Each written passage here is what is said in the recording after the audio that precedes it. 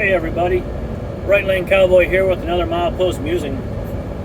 I stopped at a place. I'm up here in Northwest.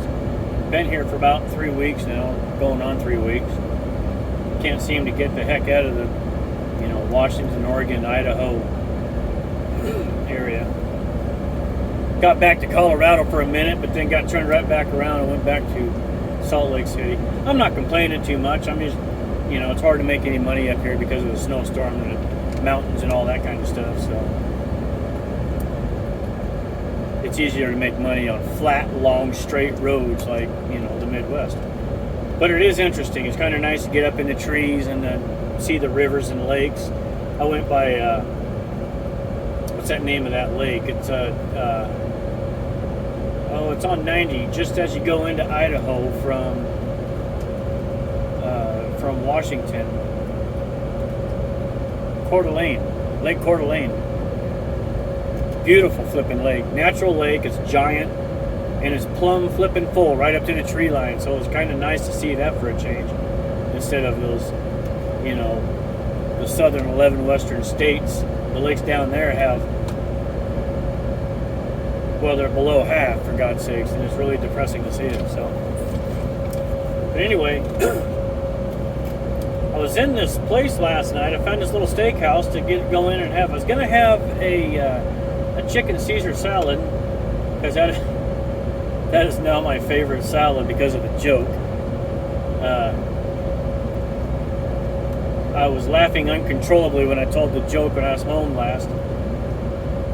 The joke goes, what do you call a chicken staring at a pile of lettuce? Don't know? Well, it's called a chicken Caesar salad. I still can't stop laughing. I was laughing uncontrollably at the dinner table. That was hilarious. You might not have been, might have had to been there, but anyway. So I walked into this place to get a chicken Caesar salad, and they didn't have it. All they had was a chef salad, and then they had these,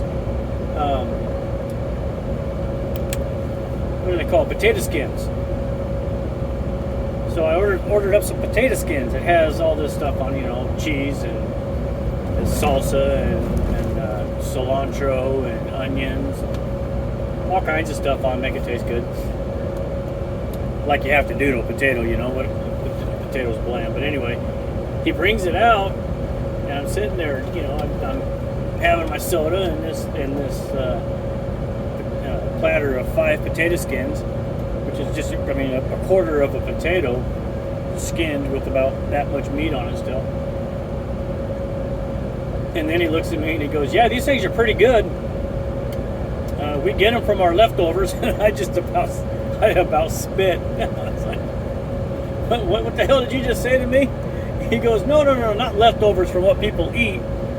He says, when we make our mashed potatoes, we make them from real potatoes, not from box potatoes. I thought, well, that's good, So they take the meat, the heart of the potato, and they mash it up, and they save the skins. They cut them in a way to where they look like a triangle type of thing. Not like a football. Anyway, they lay them out and they put all this stuff on there, and they give you salsa and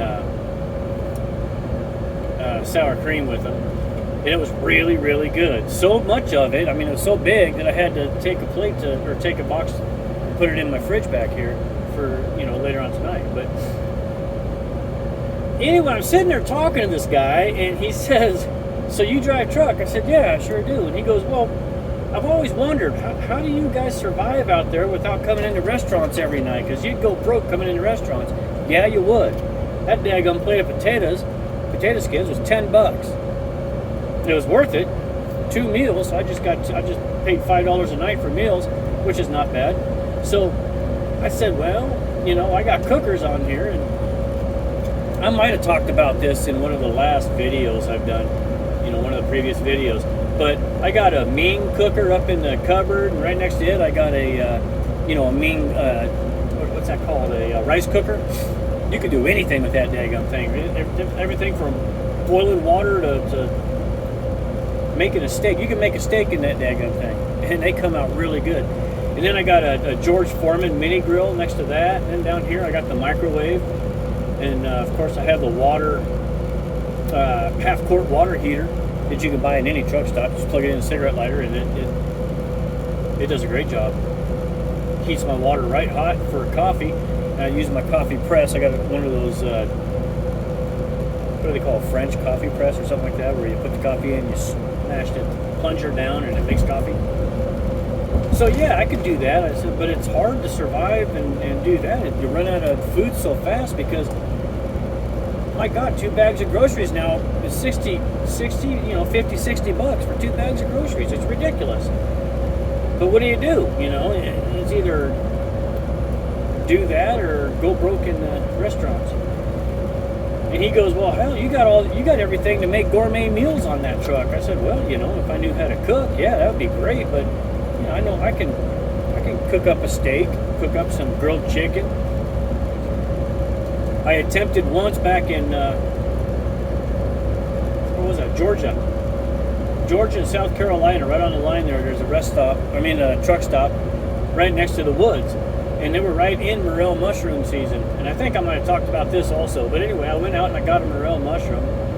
And I didn't find any out there. I couldn't find any out there in the woods. So I had to end up buying one, which was not that bad. Or still good. And I made a morel mushroom tarragon sauce over grilled chicken. It's pretty good. Really good, actually. Kind of surprised, and I made the sauce in the main cooker. Of course, I used my George Foreman to grill it up, grill up the chicken, and the big old slice of morel mushroom that I put on there. It was fan-freaking-tastic, man. Eating good in the neighborhood, but it takes time. After I drive 650 miles in one day, really don't have a whole lot of gumption to pull all that stuff out and set up my little homemade kitchen in here, makeshift kitchen, and start cooking that stuff up. Because it takes every bit of an hour to cook dinner, eat it, clean up, and get to bed. And I only got, 10, 12 hours off duty time, so I got to get all that accomplished and then get a good night's sleep and then get up in the morning and, do a pre-trip and go. But he thought that was pretty interesting. He's like, I didn't realize truck drivers had, he says, I thought you had a little bed behind the seat. I'm like, no, it's not little. It's a big old bed. And I got 2 of them, one above the other, Got a bunk, it's way up tall, that all my stuff is on. When my son comes with me, one of my boys comes with me on the truck, they sleep up there or whatever. And it's got a little ladder to get up there, flops down from underneath the bunk. So yeah, that was quite kind of cool. But then again, the guy was only like 21. Well, he had to be 21. He was serving beer, so I hope he's 21. And I think I inspired him possibly to become a truck driver later on down the road, maybe. I don't know. But good grief, I am roughy, huh? Maybe I should frickin' shave once in a while. Too busy working and driving, I guess. So, and he also asked, he goes, so that's how you eat and everything and stay healthy on the truck, but he goes, what kind of entertainment do you have? I mean, is there I said, well, most truckers, not most, some truckers, a lot of truckers really, have TVs mounted in the back, but I've tried TVs on the truck, 2 or 3 of them, and these things wiggle. You can see the wiggle in the camera, I think. Can you imagine a TV sitting there shaking like that for 11 hours a day all the time and survive it? It doesn't. It shakes it apart and they fail. Even the ones that are made for trucks, they fail. The pixels starts pixelating. The pixels start breaking up. I think that's what that's called, pixelating, whatever. Anyway, the pixels start breaking up. The buttons start malfunctioning.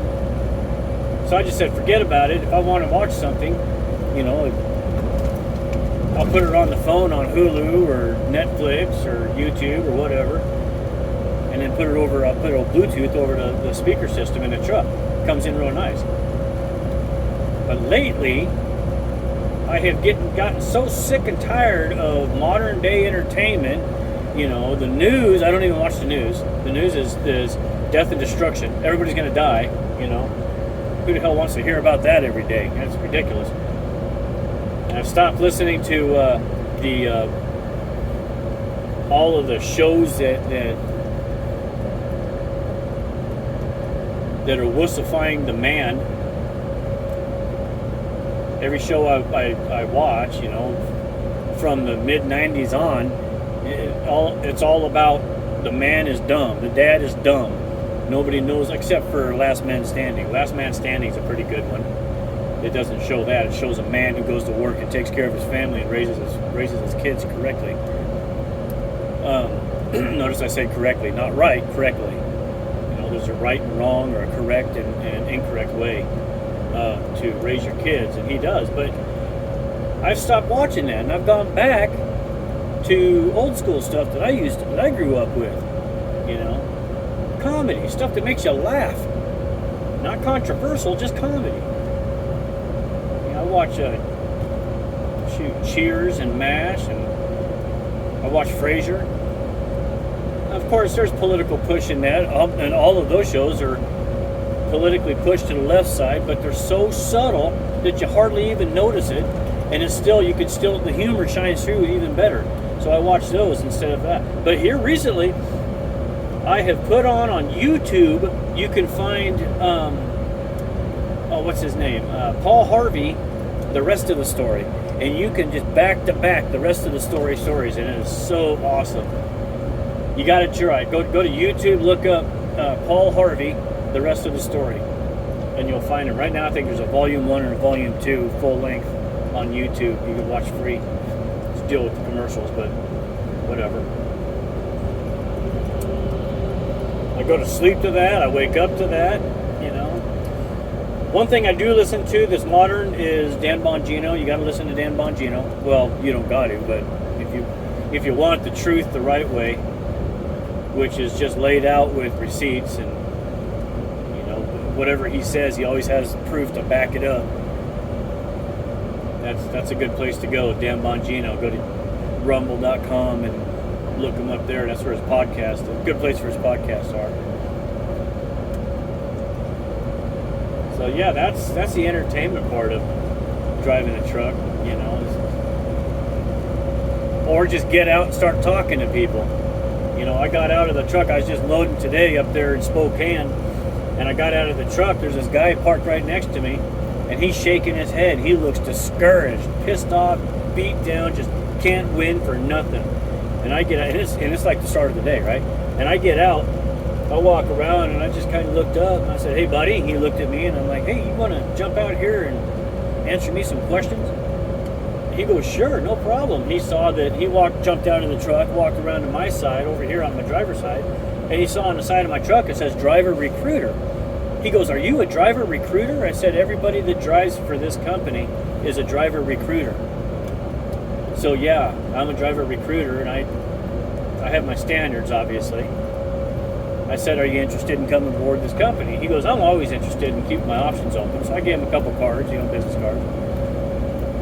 Told him who I was, and then he started to.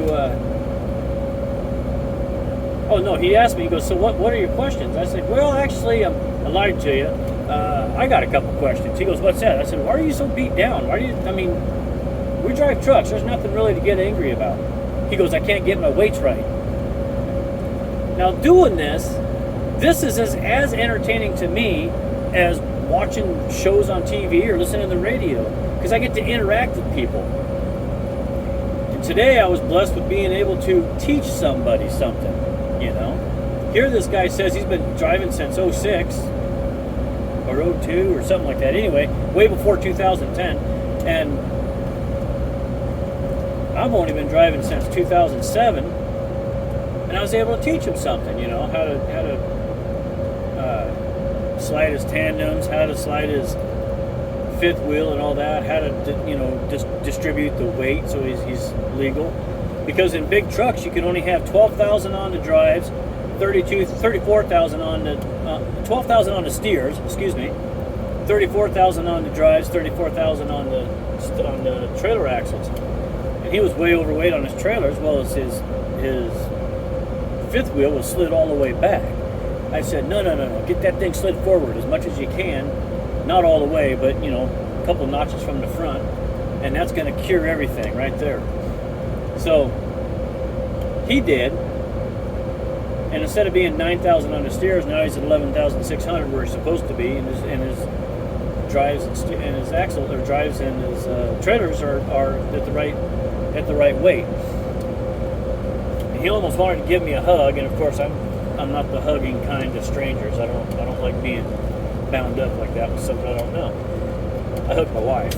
She's a good hugger.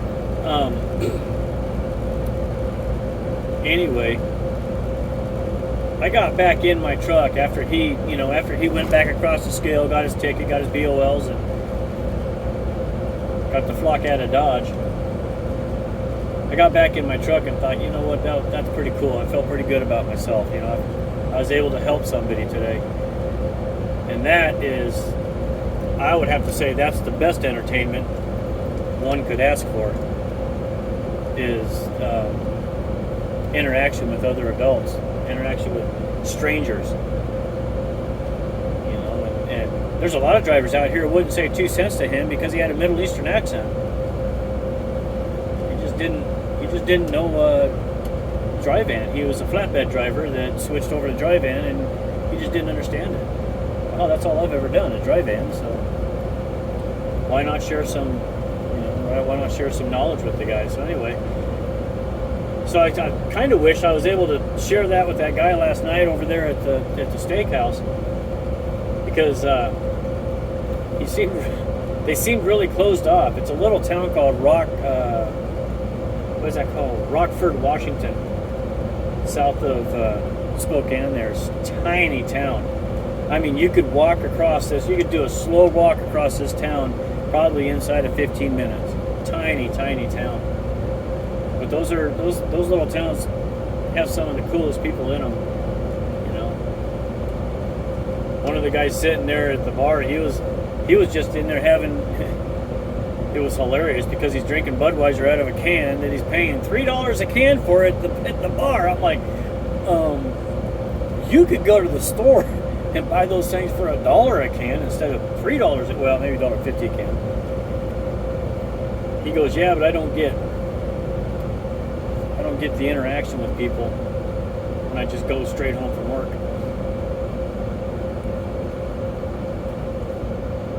Yeah, it was interesting. Those little towns were a lot of fun to go through and stop and talk to people. And so, anyway, heading southbound to see Mom and Dad again, and then I'll be on the road down to Southern California and heading across to the house. Can't wait to get to the house. I know it's been a while since I made a video. I guess it's a recording. It's a video recording. But I wanted to say also is if you guys have anything you want to hear about out here on the road, you have anything you wonder about, anything really. I've done it all, except for oversized. I've never done oversized load. I'd love to get into that, but there's not a lot of money in it, so I pretty much won't waste my time with that. Yeah, anything you ever curious about, wonder about, or have questions about, throw them down there in the doobly-doo. Not my word. That's Avi's word. Throw them down there in the the comment section. That's it. And I'll do my best to answer them, and hopefully make this a little bit more technical to where I can put some pictures up on there. So that takes money. It takes money and time, and I haven't had extra money to be able to do that, or time to be able to set up cameras and stuff. I'd love to be able to do that. So anyway, thanks for watching. I hope to see your questions or comments down there in the comment section. So we will talk at you later. I'm going to do my best to keep the rubber down and the shiny side up. Later on.